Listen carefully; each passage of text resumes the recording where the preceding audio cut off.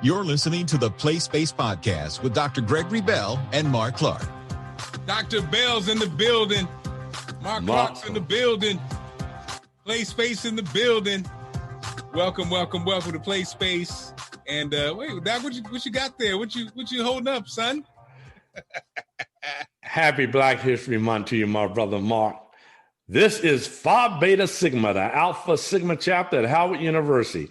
During Black History Month, I was on the yard having to pledge for the graduate chapter of the Alpha Sigma. I got to tell you, when you think about it, it was an experience to be on the yard. But the correlation to this hat, which is 41 years old this year, I became an upgrade. I know that, Mark, you said it was looking a little dingy. 41 years being on the yard. When you cross that burning sand, you can't get rid of the original hat. Not for the yard. But the tie-in and the connection is Howard University, being an HBCU. I realized that there was an opportunity for me to focus in on education as my vehicle to be happy, to be successful, and to serve others. And at Howard University, it gave me an opportunity to also go to the Black Mecca, to be able to have experiences that would allow me to tie in to people who were similar in mindset and similar in terms of their vision of being able to focus in on service and truth and making sure that they could give back to the community. And so, Doc, you actually had the experience. You went to the Ohio State University. You went to the Howard University. So, was that important for you to have the HBCU experience after you had the general market experience? And, I wanted to go to Howard. I didn't go to Howard. I went to a state school. My kids are going to HBCUs because it's so important. And, the HBCU world, surprisingly, Doc, I'm from the Midwest. It's like people don't realize that if you're HBCU family, I think you assume that all of Black America is aware of the power of the HBCU. And it's really not true, man. There's a lot of people who don't really understand. So, Doc, tell us that, the experiences and, the compared to Ohio State compared to a Howard and what you took away from that in the HBCU experience. Because I think a lot of people don't know. Yeah. And Mark, that's very well stated. I think that my progression as a scholar athlete allowed me to be able to be recruited to play basketball at 250 different universities, even with the sight impairment, because it was not disclosed. When you think about my first experience was at UMBC, the University of Maryland, Baltimore County. And what we did then was we dealt with that as a scholar athlete approach, meaning playing basketball was contingent upon my ability to be an excellent student. Then transitioning into my master's degree and my advanced certificate was at Howard University on the yard. Then it led to my PhD from 1980 to 1984 at The Ohio State University. Nothing like the experience of being on the yard. Being a Washingtonian and playing at Calvin Coolidge High School from 72 to 74, I will tell you that my head coach played at Howard University. As I began to think about that experience, what it taught me was we used to practice at Calvin Coolidge High School as a varsity player. We used to practice on the weekends at Howard University because of the alumni connection of my coach, Coach Frank Williams. And as I began to think about that, we were influenced by our parents, our family members. And you know that when you think about people in your community, there's no greater influence for an athlete than to have a head coach who could really make that kind of impact on you in terms of, as we're practicing, having the memories of him playing at Howard University and being able to matriculate to the point where he could have played for the NBA. But what he was exposing us to was the opportunity of being able to go to a HBCU, one in which he went to, and one that we could go and acquire the knowledge, the understanding, and the wisdom to be able to give back to our community. And so while we were there playing and practicing, it really did have an impact.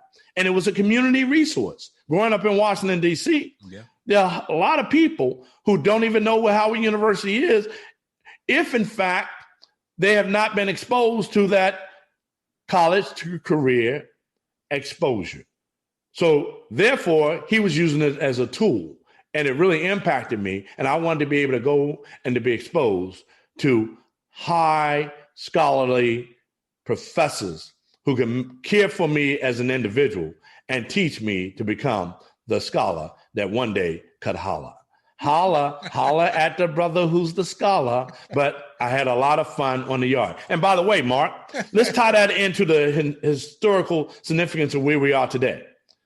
Vice President Harris, Howard University, HU, you know. And you know, I can't say it. I can say it. Okay.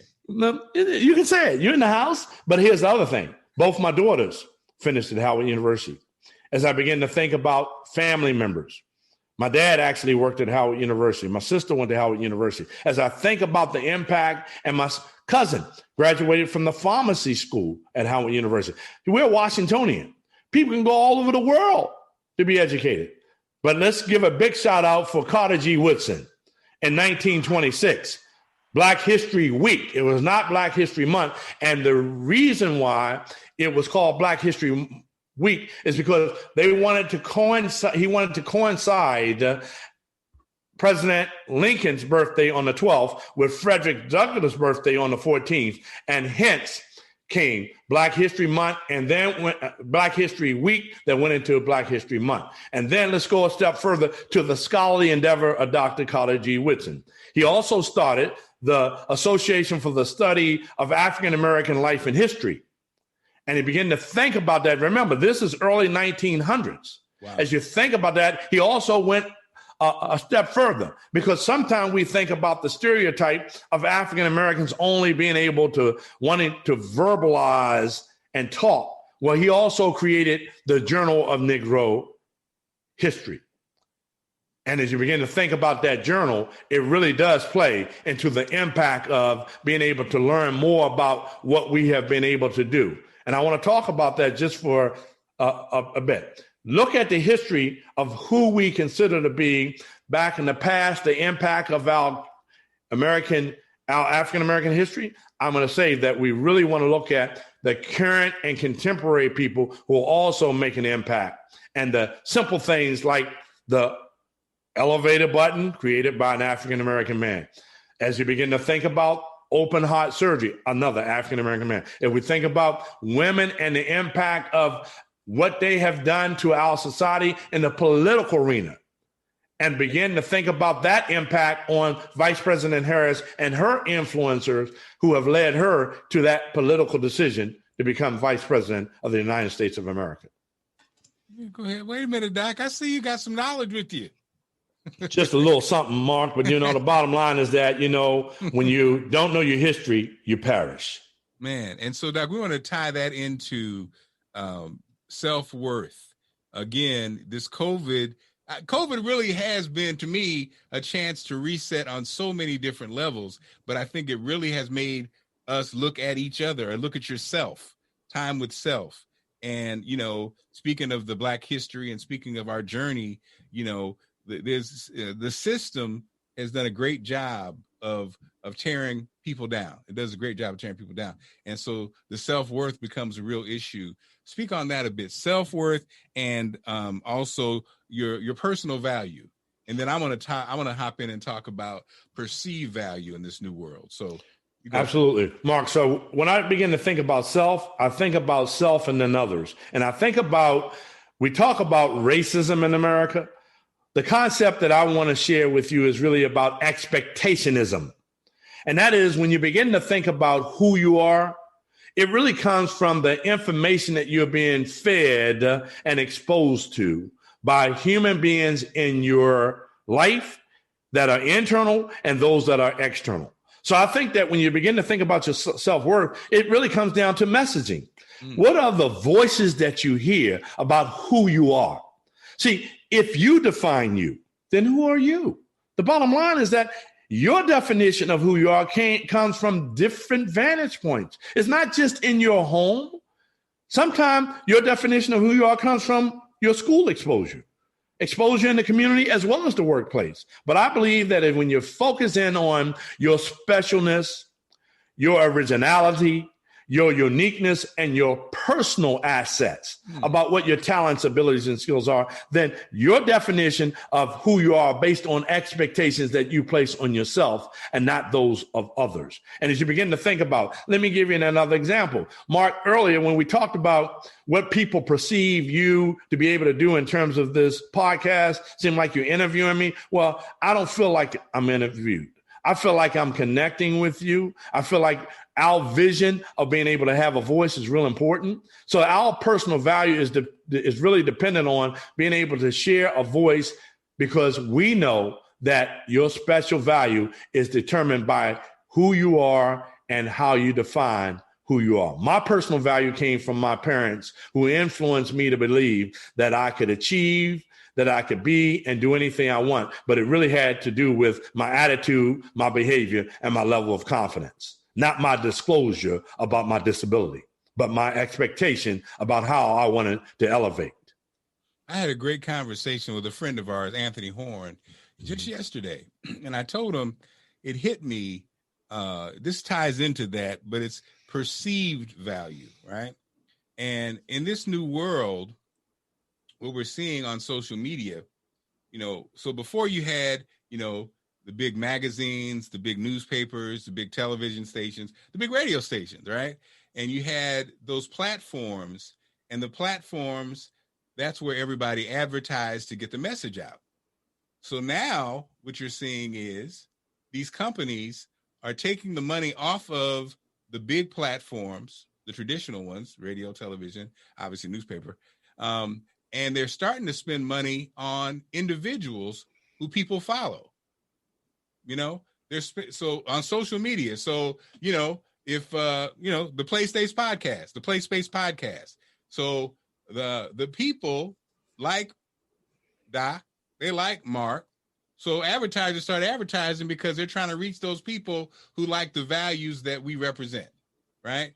And that's starting to happen, on the Facebooks, on the Twitters, on, everybody talks about followers, but really what followers end up being are those who kind of endorse what you're talking about, those who endorse who they perceive you to be.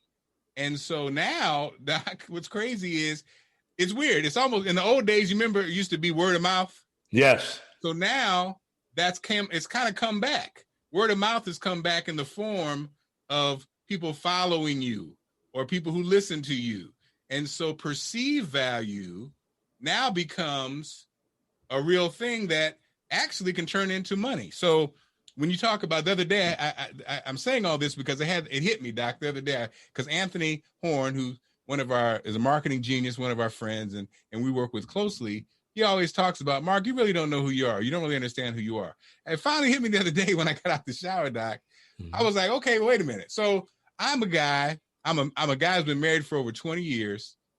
I've got, kids, I've done this radio thing for whatever. And at the end of the day, people feel comfortable with me. They trust me.